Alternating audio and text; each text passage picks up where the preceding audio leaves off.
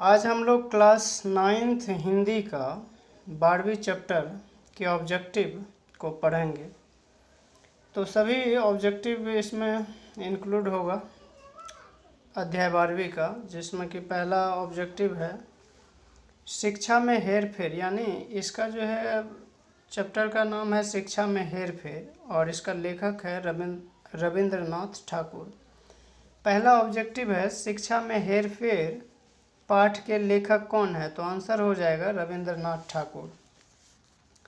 अब दूसरा देखिए, दूसरा है रविंद्रनाथ ठाकुर का जन्म कब हुआ था? रविंद्रनाथ ठाकुर का जन्म कब हुआ था? तो आंसर हो जाएगा 1861 ईस्वी में। तीसरा क्वेश्चन जो है 3 नंबर का क्वेश्चन जो है, रविंद्रनाथ ठाकुर का जन्म बंगाल के कौन से वंश में हुआ था? रविंद्रनाथ ठाकुर का जन्म बंगाल के कौन से वंश में हुआ था? तो आंसर होगा ठाकुर वंश।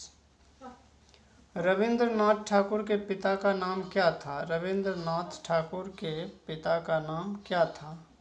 तो आंसर हो जाएगा देवेंद्रनाथ ठाकुर। 5 नंबर क्वेश्चन देखिए, कौन सा परिवार कला, संगीत, विद्या अपनी समृद्धि के लिए बंगाल में प्रसिद्ध था? कौन सा परिवार कला, संगीत, विद्या अपनी समृद्धि के लिए बंगाल में प्रसिद्ध था? तो आंसर होगा ठाकुर परिवार। अगला क्वेश्चन है, ठाकुर जी अपने भाई बहन में सबसे क्या थे? ठाकुर जी अपने भाई बहन में सबसे क्या थे? तो आंसर हो जाएगा छोटे। 7 नंबर क्वेश्चन देखिए, ठाकुर जी ने शांति निकेतन की स्थापना कब की? ठाकुर जी ने शांति निकेतन की स्थापना कब की? तो आंसर होगा 1901 ईस्वी में। 8 नंबर क्वेश्चन है, शांति निकेतन आज किस नाम से प्रख्यात हैं? शांति निकेतन आज किस नाम से प्रख्यात हैं? तो आंसर होगा विश्व भारती विश्वविद्यालय, विश्व भारती विश्वविद्यालय। 9 नंबर क्वेश्चन देखिए, 1878 ईस्वी में ठाकुर अपने भाई के साथ 1878 ईस्वी में ठाकुर अपने भाई के साथ उच्च शिक्षा प्राप्त करने के लिए कहाँ गए थे? 1878 ईस्वी में ठाकुर अपने भाई के साथ उच्च शिक्षा प्राप्त करने के लिए कहाँ गए थे? तो आंसर होगा इंग्लैंड। 10 नंबर क्वेश्चन देखिए, ठाकुर जी स्वदेश कब लौटे थे? ठाकुर जी स्वदेश कब लौटे थे? आंसर होगा 1880 ईस्वी में। ठाकुर जी पुनः 1881 ईस्वी में इंग्लैंड कौन सी शिक्षा प्राप्त करने गए थे? ठाकुर जी पुनः 1881 ईस्वी में इंग्लैंड कौन सी शिक्षा प्राप्त करने के लिए गए थे? तो आंसर होगा कानून। शांति निकेतन में स्वयं अध्यापक के रूप में कौन कार्य किया? शांति निकेतन में स्वयं अध्यापक के रूप में कौन कार्य किया? तो आंसर होगा रविंद्रनाथ। 13 नंबर क्वेश्चन देखिए, 1901 ईस्वी में शांति निकेतन की स्थापना कहाँ हुआ? 1901 ईस्वी में शांति निकेतन की स्थापना कहाँ हुआ? आंसर होगा बोलपुर।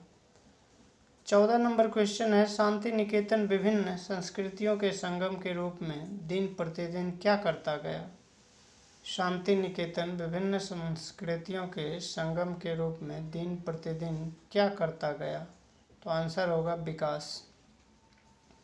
15 नंबर क्वेश्चन है, जलियांवाला बाग हत्याकांड कब हुआ था? जलियांवाला बाग हत्याकांड कब हुआ था? आंसर होगा 1919 ईस्वी में। 16 नंबर क्वेश्चन देखिए, ठाकुर जी औपनिवेशिक सत्ता से विक्षुब्ध होकर कौन सी उपाधि लौटा दी? ठाकुर जी औपनिवेशिक सत्ता से विक्षुब्ध होकर कौन सी उपाधि लौटा दी? तो आंसर हो जाएगा नाइटहुड कीट कानून की। 17 नंबर क्वेश्चन है, वे एक महान कवि और साहित्यकार के रूप में क्या हैं? आंसर होगा विख्यात। अगला क्वेश्चन है, उन्हें नोबेल पुरस्कार किस वर्ष प्राप्त हुआ? तो आंसर होगा 1913 ईस्वी में। अगला क्वेश्चन देखिए, 19 नंबर है, ठाकुर जी को किस विषय पर नोबेल पुरस्कार मिला? ठाकुर जी को किस विषय पर नोबेल पुरस्कार मिला? तो आंसर होगा गीतांजलि।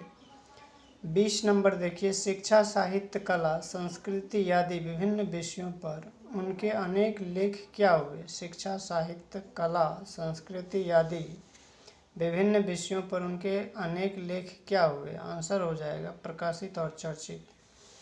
21 नंबर क्वेश्चन देखिए, जन गण मन के रचयिता कौन है? जन गण मन के रचयिता कौन है? तो आंसर हो जाएगा रविंद्रनाथ टैगोर। अब 22 नंबर क्वेश्चन देखिए, इनकी मृत्यु कब हुई थी? इनकी मृत्यु कब हुई थी? आंसर हो जाएगा 1941 ईस्वी में। 23 नंबर क्वेश्चन देखिए, शिक्षा में हेरफेर हमारी शिक्षा प्रणाली के किस चित्र को उजागर करती है? शिक्षा में हेरफेर हमारी शिक्षा प्रणाली के किस चित्र को उजागर करती है? तो आंसर हो जाएगा खामियों। 24 नंबर क्वेश्चन देखिए, हिंदी हमारी राजभाषा है, राष्ट्रभाषा और क्या है? तो आंसर हो जाएगा मातृभाषा।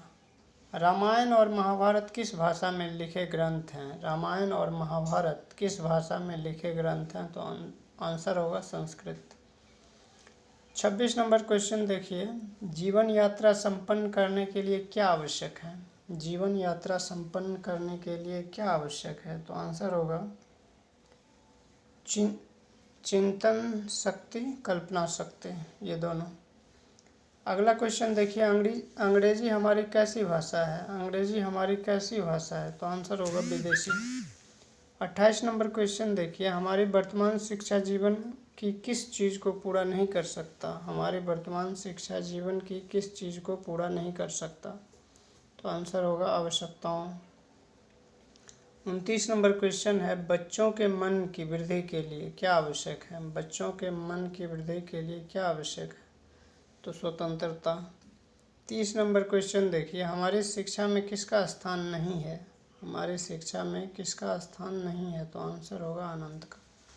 तो इस प्रकार से क्लास 9th का 12वीं चैप्टर का सारे ऑब्जेक्टिव को हमने देखा। धन्यवाद।